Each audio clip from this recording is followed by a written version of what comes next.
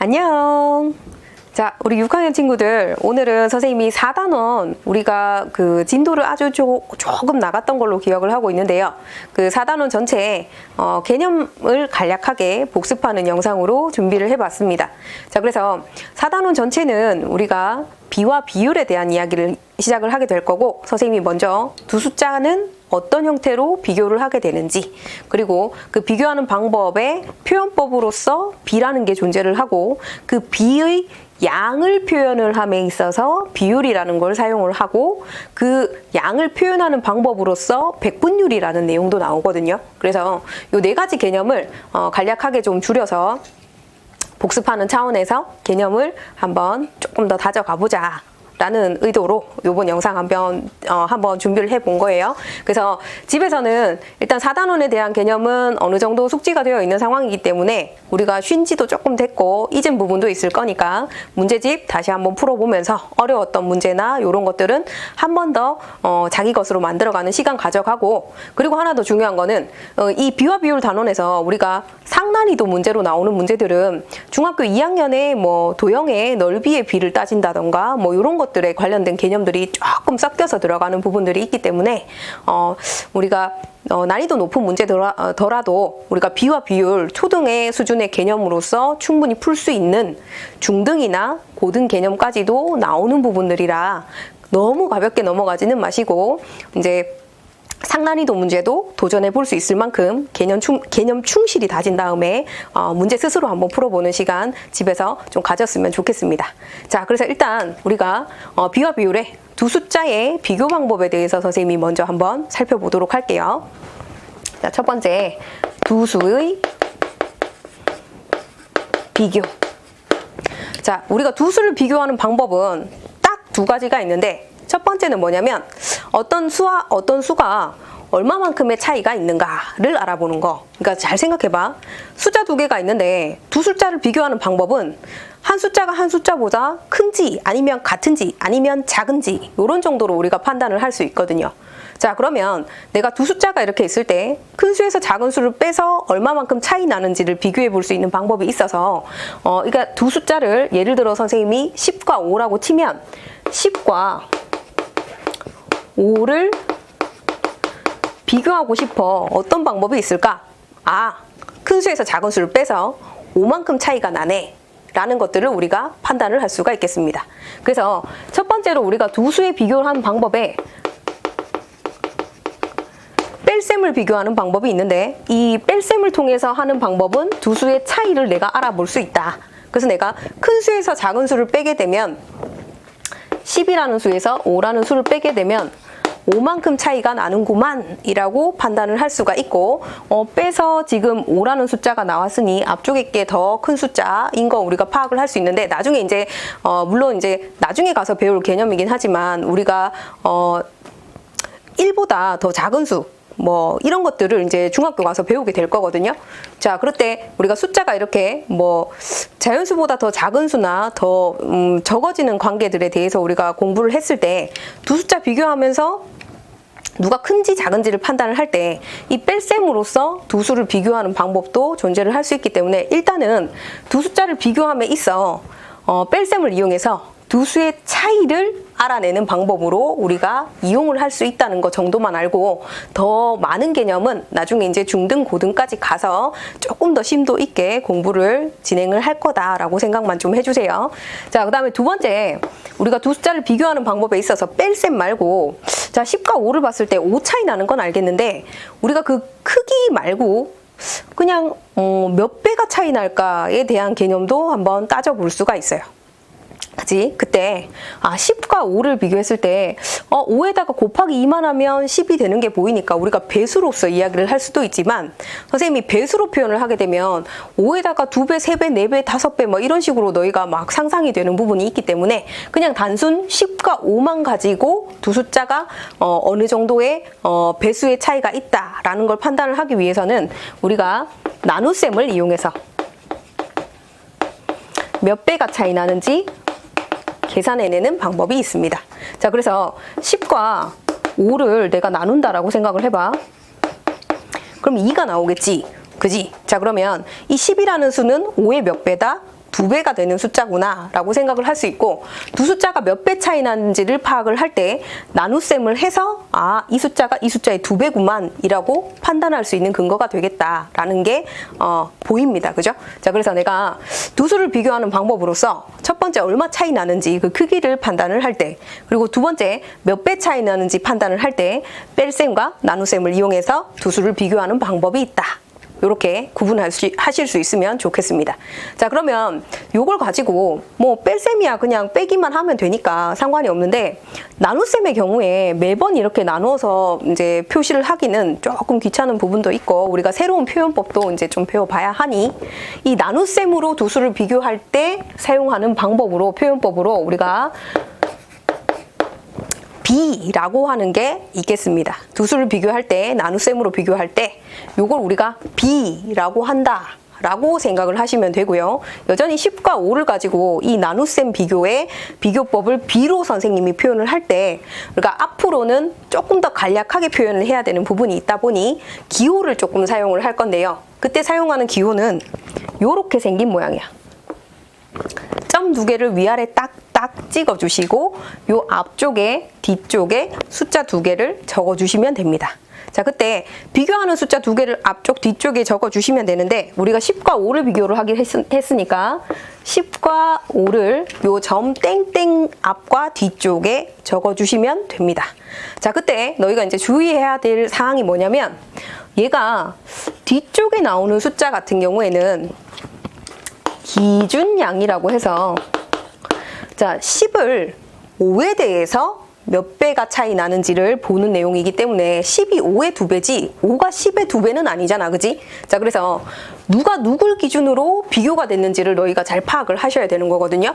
자, 지금 같은 경우에는 10에서 5를 나눠서 2가 나온 거니까 10이 5에 대해서 2배가 되는 값이다 라고 보는 거라서, 기준이 되는 값은 5를 기준으로 10이 얼마인지를 본 상황이기 때문에 선생님이 10 땡땡 5라고 적게 되면 이 B를, 이 기호를 사용해서 이 형태를 간단하게 표현한 값이 되는 거고, 그때 뒤에 나오는 숫자 5가 기준양이 되는 겁니다. 그리고 앞쪽에 들어가는 이 숫자가 우리가 비교하게 되는 양이다 라고 생각을 해주시면 되겠어요. 여기까지 이해되겠죠? 자, 그러니까 내가 두 숫자를 비교하는데 뺄셈과 나눗셈의 방법이 있고, 이 나눗셈을 간단하게 표기하는 방법으로 B라는 것을 이용을 한다.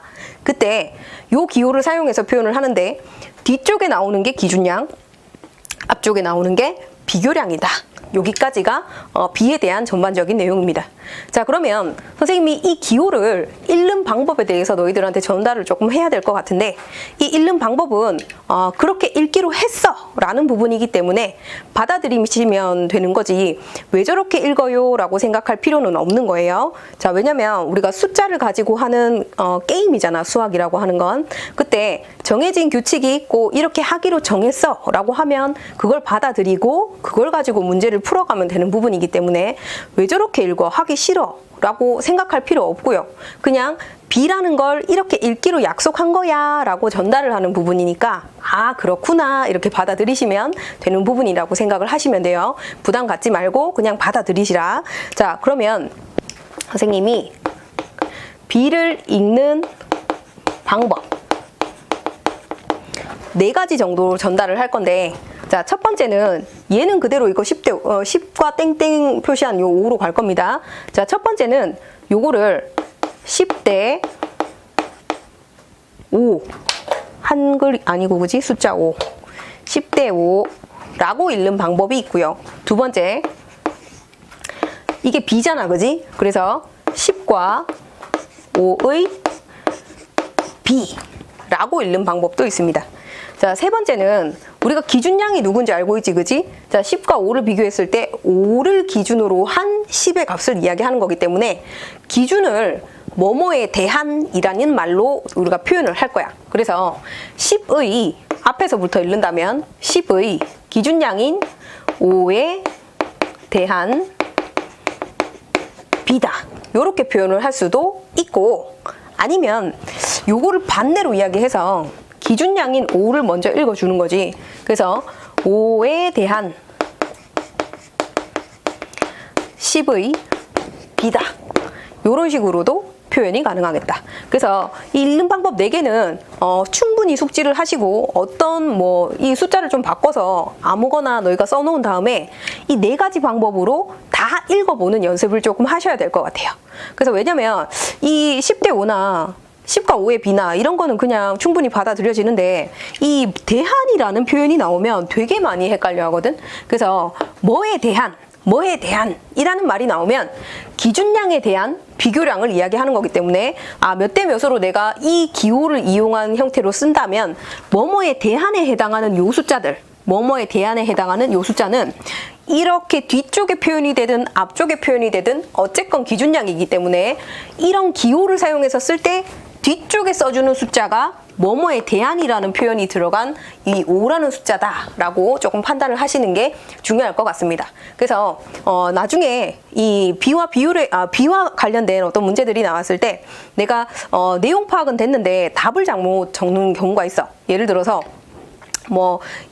어떤 값이 2고 어떤 값이 3인데 선생님이 2와 3에 대한 비를 쓰시오 라고 했으면 2대 3이라고 적어야 되는데 3대 2라고 적는 오답이 굉장히 많이 나오는 경우가 있거든요. 그거는 읽는 방법을 정확하게 숙지를 못했기 때문에 답안 작성 오류가 자꾸 나오는 거다라는 생각이 좀 많이 들고, 요 대안에 대한 값은 항상 기준량이니까 뒤쪽에 적는 연습을 좀 하셔야겠다 라는 그런 판단 조금 있으셔야 되겠습니다. 충분하게 연습을 좀 해주셔야 돼요. 되겠지? 자, 그러면 우리가 이제 두 숫자를 비교함에 있어 뺄셈과 나눗셈이 있고, 이 나눗셈을 내가 이렇게 b라는 값으로서 표현을 하고, 이 b는 다시 또 어떻게 표현을 할 수 있냐면 기준량에 대한 비교하는 양의 크기를 표현을 할 때 b가 아니라 세 번째로 비율이라는 걸 이용을 해서 우리가 표현을 합니다. 다시, 자, 기준량에 대한 비교하는 양의 크기를 표현을 할 때 이 비율이라는 걸 쓰게 되는데, 이 비율은 봐봐, 우리가 10대 5가 b였잖아. 얘는 b라고. 그러면 비율은 기준량에 대한 비교량의 크기를 이야기하는 거라서 그때는 이 비율은 어떻게 표현을 하냐면 b를 요렇게 표현을 하시면 돼요. 그러니까 요거랑 요거는 같은 표현이긴 한데 얘는 우리가 비율이라고 읽고 얘는 b라고 읽는 거야. 몇 대에 몇? 이건 단순한 b지. 값의 크기로서 표현을 할 수가 없지만 얘를 기준량분의 비교량으로서 이렇게 분수를 표기하게 되면 값으로서 우리가 정리를 할 수 있는 부분이 있기 때문에 기준량에 대한 비교하는 양의 크기를 표현을 할 때는 비율이라는 것으로서 요 b를 분수로 표현하는 것인데, 기준량이 비교량의 분모로 들어가고 비교량이 분자로 들어가는 이런 형태 되겠지. 다시, 이 비율은 선생님이 이쪽으로 쓸게요. 자, 비율은 기준량을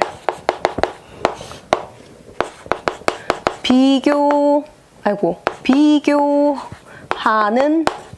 양과 이렇게 나눠주시면 되는데, 분모에 기준량이 들어가고 분자에 비교하는 양이 들어가서 이 비교하는 양의 크기를 표현을 할 때 비율이라는 걸 사용을 한다. 여기까지 되겠어요? 됐지? 자, 전체적인 흐름은 오고 있지 지금. 다시 두 숫자 비교해. 뺄셈과 나눗셈으로 두 숫자를 비교하는 방법이 있고, 이 나눗셈은 매번 이렇게 나눗셈 식으로 쓰기가 좀 그러니 간단한 표기법으로서 b라는 걸 우리가 채택을 했고, 기호는 땡땡을 쓰고 뒤쪽에 게 기준량, 앞쪽에 게 비교량이고, 읽는 방법은 이렇게 4가지가 있다. 되겠지? 자, 그때 이 비교하는 양을 내가 이 비교하는 양의 크기를 한번 계산을 해보고 싶을 때 어떻게 한다? 기준량분의 비교량으로서 분수 형태로 표현을 하여 비교하는 양의 크기를 5분의 10 이런 식으로 표현을 할 수가 있고, 그러면 값은 얼마다? 2다 라고 우리가 생각을 해볼 수 있다 라는 거죠. 여기까지 이해되는 거지. 자, 그러면 이 비율이 왜 좀 중요하고 어디에서 실생활에 많이 사용되는지 이런 것들을 우리가 조금 살펴볼 필요가 있는데, 이게 우리가 예를 들어서 인구 밀도라는 거 한번 들어봤어요? 그지? 자, 어떤 단위 면적당 사람이 몇 명이 사는가, 이걸 우리가 생각을 해보는 내용인데, 요것도 각 도시마다 각자 지리적인 그 면적이 존재를 하고 그 면적에 존재하는 사람이 몇 명인가를 봐서 그 비율이 높으면 인구 밀도가 높은 거고 그 면적에 사람이 많이 사는 거. 그지?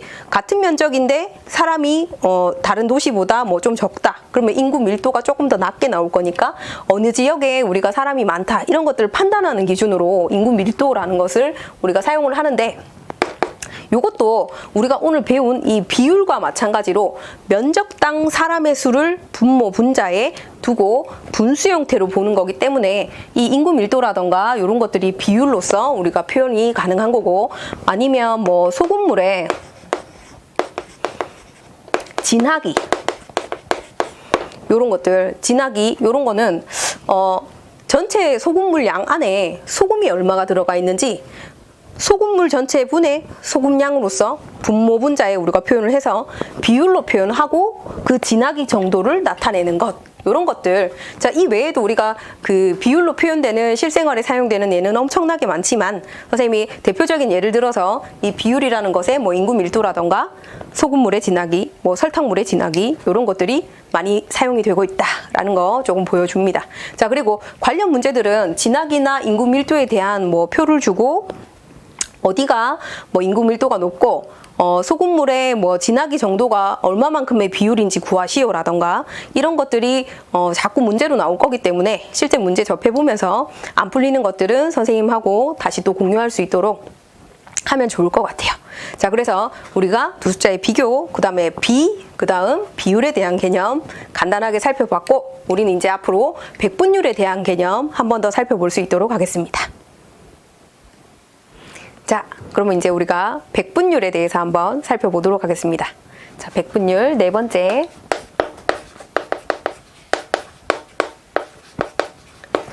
자, 요 백분율은 뭐 별건 아니고 우리가 비를 비교하는 양 대 기준량으로 표현하기로 했던 거잖아, 그지? 근데 이 기준량을 100이라고 고정을 하고 보는 비율이다라고 생각을 하면 돼요.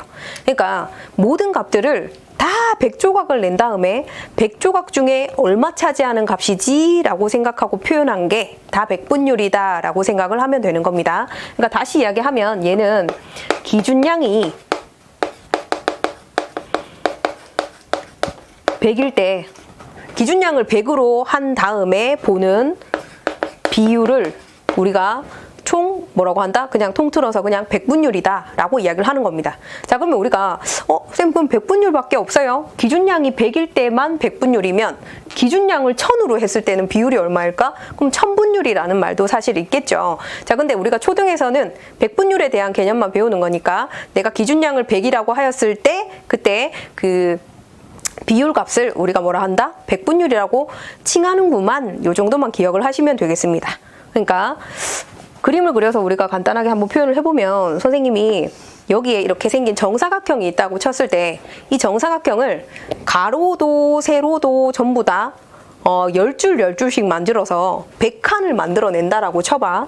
여기를 이렇게 하나, 둘, 셋, 넷, 다섯, 여섯 뭐 이렇게 뭐 엄청 나눌 건데 하나, 둘, 셋, 넷, 다섯, 여섯, 일곱, 여덟, 뭐 아홉, 열, 10칸 이렇게 나눴다고 칠게요. 자, 여기 10칸. 그 다음에 여기도 뭐 이렇게 잘라내고 요렇게. 자, 뭐 실제로 다 100칸을 만들지 않아도 되겠지만 이렇게 100칸을 한번 만들었다고 치면 이 100칸 중에 만약에 선생님이 여기 한 칸이 전체 넓이의 얼마만큼을 차지하는지 내가 보고 싶다. 그러면 전체 넓이에 대한 한 칸의 비를 적어야 되는 거잖아, 그지? 자, 그럼 전체 넓이는 요 조그만한 사각형이 100개가 있는 거니까 기준이 100이 되는 거라서 100에 대한 1의 비를 표현을 하는 거고 선생님이 백분율이라고 하는 건 기준량을 100으로 뒀을 때의 비율을 말한다고 했으니까 얘가 비가 아니라 비율로 표현이 되려면 100분의 1 이렇게 적혀야 되는 게 맞지? 이해되겠어요? 자, 그러면 요 100분의 1을 우리가 기준량 100에 대한 비율을 백분율이라고 했고 여기에 해당하는 값을 우리가 뭐라고 읽을 거냐면 1%라고 읽을 겁니다. 되겠어요? 그래서 백분율을 표현하는 기호로 요런 기호를 사용을 할 거고, 이때 요 분자에 비교하는 양에 해당하는 것을 1 요렇게 쓰시고, 기호는 요렇게 한글로 읽을 때는 1% 요렇게 읽어주시면 되겠습니다. 되겠죠? 그럼 만약에 선생님 여기에 한 칸이 아니라 여기 3줄, 10칸짜리가 3개면 30개겠다, 그죠? 30개에다가 하나, 둘, 셋, 넷, 5개. 여기만큼. 자, 그러면 요만큼이 선생님이 색칠이 되어 있다라고 치면 이 색칠한 노란 부분에 대한 퍼센트를 한번 표현해봐. 그러면 100개 중에 몇 개를 말하는 거야? 35개를 말하는 거지, 그지? 그럼 이때 얘를 퍼센트로 표현을 할 때는 분자에 있는 이 비교량을 35라고 쓰시고 퍼센트의 기호인 요걸 쓰시면 되겠고, 읽을 때는 뭐라고 읽는다? 35% 요렇게 읽는 거다라고 생각해 주시면 되겠습니다. 자, 그래서 기준량을 100으로 잡았을 때에 비교하는 양의 그 비율의 값을 우리가 퍼센트라고 한다. 요렇게 100분율이라고 한다. 요렇게 기억을 하시고요. 자, 얘를 구할 수 있는 방법이 뭐 총 2가지가 있는데, 예를 들어 뭐 요런 게 있다고 칠게요. 구하는 방법.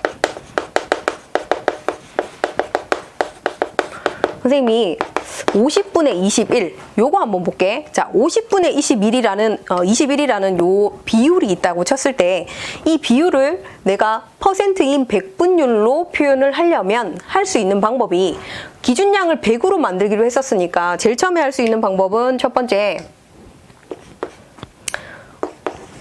분모를 100으로 만든다 라고 생각해 주시면 되겠어요. 자, 그럼 내가 분모를 100으로 만들면 어떻게 돼? 여기에 곱하기 2가 되는 거고, 여기에도 곱하기 2가 되는 거니까 42 이렇게 적힐 거잖아, 그지? 자, 그러면 얘를 우리가 뭐라고 표현하면 된다? 42%구나 이렇게 생각을 하시고 읽어주시면 되겠다 이거야. 되겠지? 자, 근데 두 번째, 뭐 물론 분모를 100으로 만들어서 분자에 있는 이 비교량을 퍼센트로 써도 되는 거지만 50분의 21이라는 값을 그냥 이 상태에서 그냥 곱하기 100을 해버리는 거지. 되겠어요? 자, 그러면 요렇게 약분 처리되고 얘가 숫자 2가 남을 거니까 42 나오잖아, 그지? 그래서 42%구만 이라고 연산할 수 있는 방법도 있습니다. 되겠죠? 자, 그래서 백분율을 표현하는 방법은, 구해내는 방법은 분모를 100으로 만들어 분자에 있는 비교량을 퍼센트로 쓰거나, 아니면 이 비율 자체에 곱하기 100을 해버리고 얘를 그냥 100으로 100조각을 낸 상태에서의 비교량의 값이 얼마인지 그냥 바로 구해내는 방법, 이렇게 될 건데, 이 방법도 좋고 이 방법도 좋지만 주로 쓰게 되는 방법은 2번의 방법이 아닐까 싶기는 해. 둘 다 뭐가 좋다 나쁘다 이런 이야기는 없기 때문에 언제든 내가 쓸 수 있는 좋은 표현법으로 둘 다 하는 방법 알고 계시고, 이 비율에다가 분모에 100으로 만들어서 이제 비교하는 양을 퍼센트로 쓰든, 아니면 곱하기 100을 해서 100분율에 해당하는 값을 구해내든, 요거는 편한 방법대로 사용을 하시면 되겠습니다. 되겠죠? 자, 그러면 내가 100분율을 활용한 예를 한번 살펴볼 건데, 이 100분율을 활용한 예는 너무 많은 실생활에서 너무 많이 이용이 되는 부분이기 때문에 잘 알아두시면 평소에 생활할 때도 매우 유용하게 쓰일 수 있다. 뭐 예를 들어 내가 뭐 백화점이나 아니면 뭐 옷가게나 아니면 물건을 사러 갔는데 뭐 50% 세일 또는 뭐 70% 세일 뭐 이런 것들이 이제 눈에 보인다면, 예를 들어 10,000원짜리 뭐 어떤 뭐 잡지나 아니면 뭐 책 이런 것들이 있는데, 이거를 한 80% 세일을 하겠다라고 이제 그 가게 앞에 붙어져 있다면 10,000원짜리를 80% 할인해 준다는 거니까 20%만 돈을 받겠어요 라는 개념이 되는 거라서 10,000원짜리에 해당하는 값에 80%? 그러면 우리가 80%면 100분의 80을 이야기하는 상황이 되겠지. 봐봐. 80%다? 우리가 거꾸로 생각을 해보는 거야. 100분의 얼마인지로. 35%면 100분의 35로 표현하는 거니까 80%면 우리가 뭐라고 표현할 수 있어요? 100분의 80으로 표현할 수 있고, 이걸 약분 처리해버리면 얼마다? 5분의 4다? 라는 값도 생각을 할 수 있으니까, 만약에 10,000원짜리 물건이 80% 할인을 하고 있다면 그 할인 비율이 얼마인지를, 값이 얼마인지를 내가 생각을 할 때 일십, 백천, 만원에 5분의 4에 해당하는 값을 내가 할인을 하고 있다는 거 확인이 되니까 약분 처리하시고, 와 얼마다? 2,000이 될 거잖아, 그지? 8,000원이나 할인해주고 있네. 즉 뭐다? 만약에 10,000원짜리 물건을 80% 할인을 하게 되면 내가 내야 될 금액은 20%에 해당하는 값이고 그 값은 실제 계산을 하면 8,000원이 까졌으니까 얼마다? 2,000원의 값만큼만 내가 지불하면 되겠구나. 이런 것들이 실생활 속에서 백분율에 대한 개념을 잘 이해를 하고 계시면 바로바로 연산될 수 있는 내용들이기 때문에 이런 문제들이 실제로 이제 문제에서 접하게 될 내용들이다. 이렇게 생각을 하시면 되겠고요. 자, 이거 말고도 우리가 뭐 투표를 하거나 아니면 찬성 반대에 해당하는 어떤 의견 안건을 우리가 결정을 해야 되는 상황이 있을 때 득표율이나 아니면 찬성률, 반대율 뭐 이런 것들 그런 것들도 백분율로서 우리가 표현을 할 수가 있습니다. 그죠? 자, 그래서 내가 예를 들어 어떤 뭐 반장 선거라던가 이런 것들에 대한 득표율을 한번 알아볼 때는 이런 것도 있을 수 있지. 잠시만 지우고. 자, 어떤 것도 있을 수 있냐면 내가 반장 선거를 하는데 가 후보와 나 후보가 나왔다고 쳐요. 그때 전체 학생에 대해서 가의 후보와 나의 후보에 지지하는 사람들의 숫자들이 있을 거 아니야. 그거를 내가 표로 표현을 했을 때 한번 볼게요. 자, 가라는 학생이 있고 나라는 학생이 있고 가와 나의 아무한테도 그 표를 행사하지 않은 어떤 무효표도 존재를 할 수가 있을 거야. 그지? 무효표도 존재를 할 수 있을 건데 그때 뭐 가에는 한 180개의 표가 뭐 들어갔고 나에는 뭐 200개의 표가 들어갔고 무효표가 한 20개다 라고 했을 때 선생님이 가라는 이 그 후보에 대한 득표율을 한번 계산해봐 라고 하면 우리가 득표율도 백분율로서 우리가 표현을 할 수 있는 건데 전체 그 표 행사를 할 수 있는 전체 사람에 대해서 그 전체 사람 중에 몇 명이 가에게 득표를 했느냐 이해되죠? 그거를 100으로 나타내서 정리를 하는 거야. 자, 그러면 이 가의 득표율을 한번 표현을 해볼게요. 자, 가의 득표율은 전체 지금 몇 명이죠? 180, 20, 합하면 200 나한테 200 들어갔으니까 총 몇 명? 400명입니다. 그지? 자, 그래서 얘는 400에 대한 180의 득표가 있으니까 400분의 180 이렇게 비율을 표시를 할 수가 있는 거고 우리는 비율이 아니고 이 득표율은 백분율로서 표현을 하는 거니까 여기다가 얼마? 구하는 방법 중에 이 비율에 곱하기 100을 해서 바로 하는 방법이 있었잖아. 그지? 곱하기 100을 해서 정리를 하셔도 되고요. 아니면 분모를 100으로 바꾸는 방법도 있었으니까 얘를 4로 약분 처리가 가능하다면 100으로 바꾼 다음에 정리를 하셔도 되는데 선생님이 여기 곱하기 100을 두 번째 방법으로 해놨으니까 그지? 요걸로 바로 갈게. 자, 그럼 요거 동그라미 2개씩 따닥 날리시면 4분의 18이 나옵니다. 그죠? 자, 4분의 18이면 얼마예요? 약분 처리하시면 얘 2고 얘 90이고 그지? 오, 4로 또 약분 되는 거잖아. 그죠? 그럼 45. 그죠? 그럼 얼마다? 45% 이렇게 나올 수 있습니다. 되겠어요? 자, 그래서 가라는 후보에게는 전체 인원의 45%가 득표를 했다. 이렇게 보여지는 거고 나라는 후보의 득표율은 전체 400 중에 200개가 득표가 된 거니까 여기다가 곱하기 100을 한다라고 치면 이렇게 날아가고 그지? 어떻게 돼요? 4로 나누면 그렇죠. 여기가 50 이렇게 되는 거니까 50%의 득표율이 있구나. 그지? 자, 그러면 무효표는 몇 퍼센트를 차지할까? 요거를 봤을 때는 무효라고 적을게. 자, 얘는 전체 400 중에 20을 차지하는 거고 백분율로 표현을 하면 곱하기 100을 할 거니까 빠밤 날리시고 얼마다? 5%에 해당하는 5%에 해당하는 표가 무효표를 차지하고 있구나. 이렇게 이야기할 수 있겠습니다.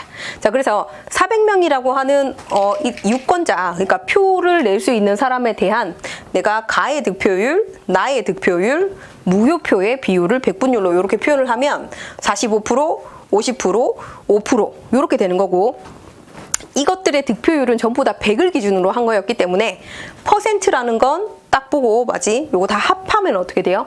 100%가 나오는 거 맞죠? 되겠어요?